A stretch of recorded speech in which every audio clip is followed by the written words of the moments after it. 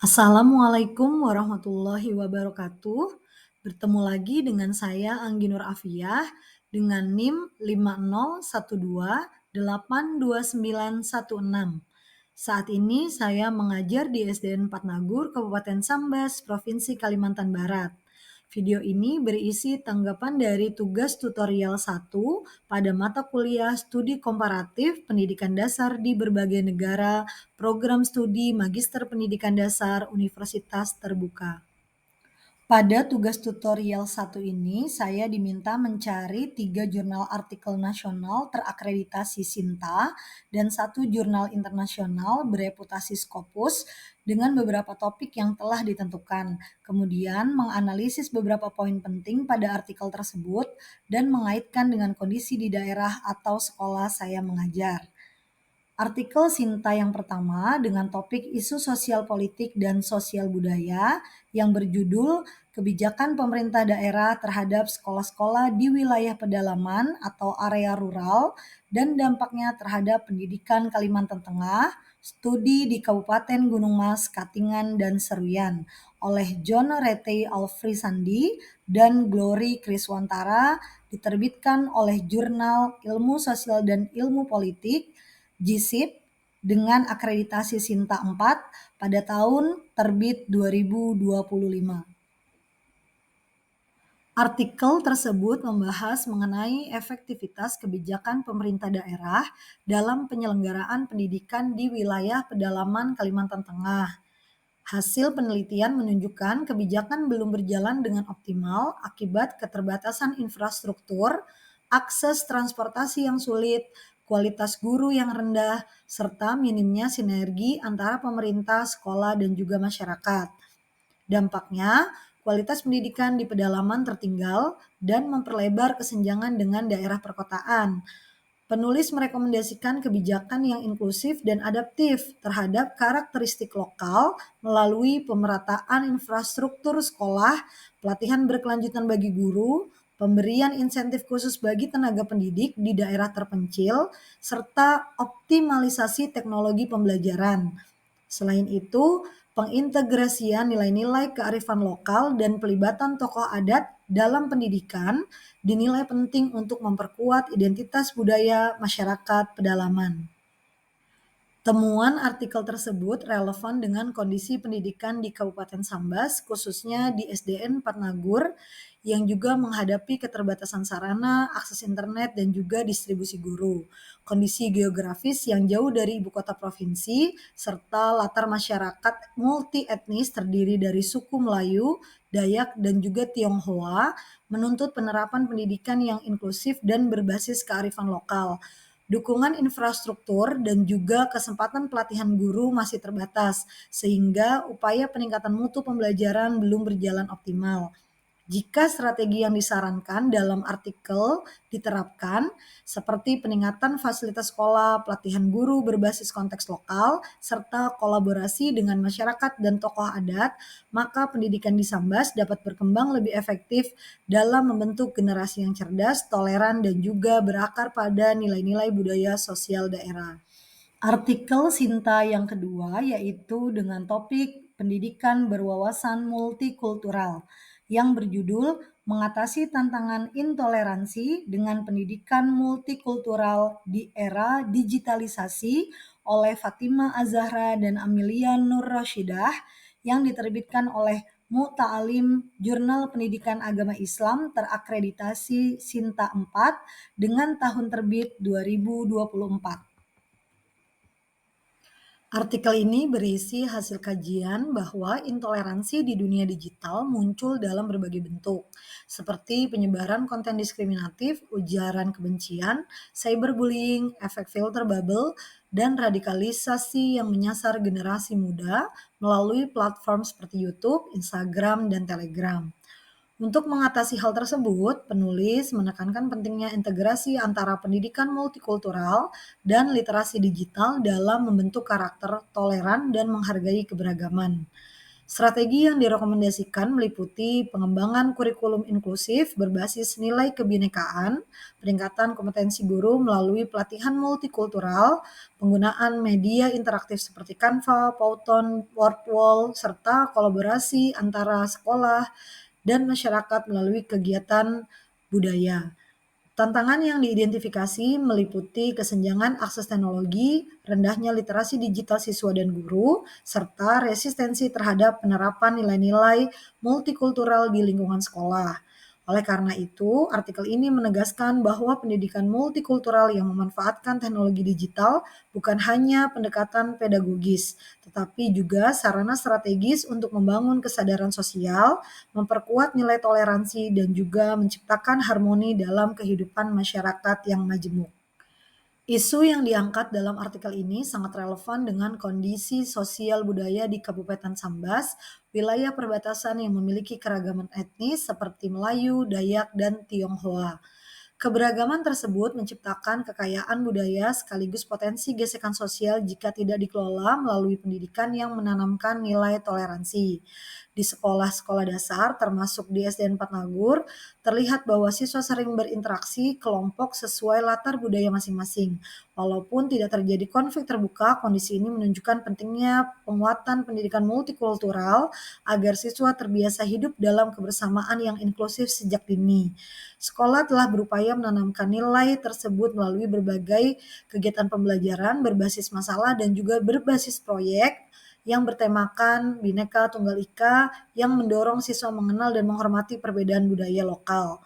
Namun pemanfaatan teknologi digital sebagai sarana pembelajaran lintas budaya masih terbatas.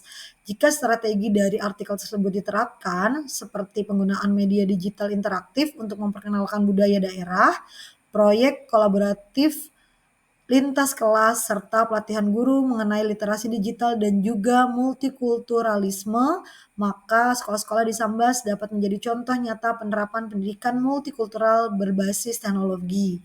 Dengan demikian, gagasan dalam artikel dapat menjadi inspirasi praktis bagi pengembangan pendidikan di daerah perbatasan, agar tidak hanya menghasilkan siswa yang cerdas secara akademik, tetapi juga memiliki empati sosial, rasa nasionalisme, dan juga sikap menghargai keberagaman budaya Indonesia. Artikel yang ketiga yaitu artikel Sinta dengan topik teknologi, informasi, dan komunikasi dalam pendidikan dasar. Artikel ini berjudul Transformasi Peningkatan Kualitas Pembelajaran di Sekolah Dasar melalui pemanfaatan teknologi informasi dan komunikasi oleh Aisyah Anggraini dan kawan-kawan dengan tahun terbit 2023, diterbitkan oleh Pendas Jurnal Ilmiah Pendidikan Dasar terakreditasi Sinta 2. Artikel ini membahas mengenai pemanfaatan teknologi informasi dan komunikasi atau TIK di sekolah dasar sebagai sarana transformasi pembelajaran abad ke-21. Melalui metode deskriptif kualitatif berbasis studi literatur, penelitian ini menyoroti bahwa integrasi TIK dapat meningkatkan motivasi belajar siswa, memperkaya metode pengajaran melalui media digital dan kolaboratif, serta menciptakan lingkungan belajar yang interaktif dan adaptif. Kendala utama yang ditemukan yaitu meliputi keterbatasan infrastruktur teknologi, rendahnya kompetensi guru, dan juga kurangnya pemanfaatan TIK secara bermakna dalam pembelajaran. Penulis merekomendasikan agar sekolah dasar mengembangkan kebijakan internal yang mendukung penerapan TIK seperti pelatihan guru, pemeliharaan perangkat, dan juga penguatan kurikulum yang menempatkan literasi digital sebagai bagian dari kompetensi pembelajaran. Dengan demikian, TIK berperan penting tidak hanya sebagai alat bantu, tetapi juga sebagai pendorong inovasi dan peningkatan kualitas proses belajar mengajar di sekolah dasar. Kaitan dengan kondisi di sekolah saya, yaitu di SDN 4 Nagur, juga menghadapi tantangan serupa, keterbatasan sarana TIK seperti perangkat komputer, tablet, dan juga jaringan internet, serta kebutuhan pengembangan kompetensi guru dalam pembelajaran berbasis teknologi, karena letak yang relatif terpencil dan juga masyarakat yang memiliki pluralitas etnis. Penerapan TIK yang tepat dapat membantu menjembatani tantangan akses dan juga memperkaya konteks pembelajaran dengan menggunakan media digital yang menampilkan budaya lokal dan interaksi lintas kelompok siswa. Namun, tanpa dukungan infrastruktur serta upskilling guru, potensi TIK tidak dapat maksimal. Dengan mengikuti rekomendasi artikel, yaitu pengadaan perangkat dan juga jaringan yang memadai, pelatihan guru tentang strategi pembelajaran TIK dan juga integrasi media digital yang relevan dengan konteks lokal, sekolah di Sambas dapat mengembangkan pembelajaran yang lebih menarik, inklusif, dan juga adaptif terhadap kebutuhan abad ke-21 serta karakter masyarakat lokal. Artikel yang keempat yaitu artikel Scopus dengan topik teknologi informasi dan komunikasi dalam pendidikan dasar. Artikel ini berjudul A Systematic Review of Mobile Device Use in the Primary School Classroom and Impact on Pupil Literacy and Numeracy Attainment, karya C. Doris, K. Winter, L. O'Hare, and Iti Luoga, tahun 2024, diterbitkan dalam Champel Systematic Reviews, jurnal internasional bereputasi yang terindeks Scopus Wiley Online Library. Penelitian ini menggunakan metode studi literatur sistematis atau systemic review untuk menelaah pengaruh penggunaan perangkat mobile seperti tablet dan smartphone dalam pembelajaran di sekolah dasar terhadap capaian literasi dan numerasi siswa. Kajian ini menganalisis 18 penelitian eksperimental dengan total 11.126 peserta dan menunjukkan bahwa penggunaan perangkat digital di kelas memberikan pengaruh positif signifikan terhadap peningkatan kemampuan membaca dan berhitung siswa. Penggunaan TIK mendorong interaksi belajar yang lebih aktif, meningkatkan motivasi, serta memfasilitasi pendekatan pembelajaran yang adaptif terhadap kebutuhan siswa. Meskipun demikian, penelitian ini menyoroti kendala berupa kualitas penelitian yang bervariasi, keterbatasan data jangka panjang, dan perlunya pedoman yang lebih jelas lagi mengenai jenis perangkat serta durasi penggunaannya. Hasil penelitian ini sangat relevan dengan konteks pendidikan dasar di Kabupaten Sambas, terutama di sekolah saya, di mana tantangan utama masih berkaitan dengan keterbatasan perangkat digital, jaringan internet yang belum merata, serta rendahnya kemampuan guru dalam memanfaatkan teknologi secara optimal. Sejalan dengan rekomendasi artikel, sekolah dapat mulai memanfaatkan teknologi mobile sederhana secara bertahap, seperti penggunaan tablet atau ponsel untuk aktivitas literasi dan numerasi berbasis aplikasi offline.